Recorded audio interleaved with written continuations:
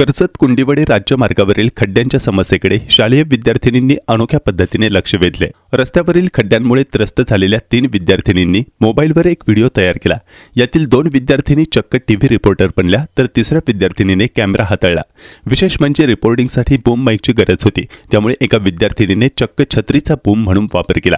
रस्त्यात खड्डे आहेत की खड्ड्यांमध्ये रस्ता, असा सवाल करत विद्यार्थिनींनी आपल्या खास रिपोर्टिंगच्या अंदाजात रस्त्याची दुरावस्था समोर आणली। दररोज याच रस्त्यावरून प्रवास करणाऱ्या या विद्यार्थिनींच्या व्हिडिओला सोशल मीडियावर नागरिकांचा जोरदार प्रतिसाद मिळत असून हा व्हिडिओ सध्या वेगाने व्हायरल होतो आहे।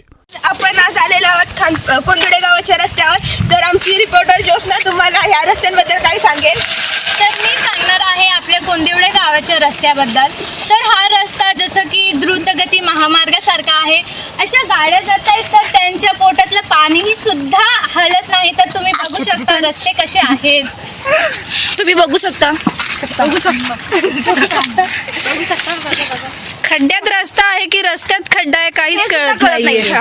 तर आजची न्यूज इथे संपते। रिपोर्टर नेहा घारे सोबत कॅमेरामन मानसी पवार। धन्यवाद। धन्यवाद।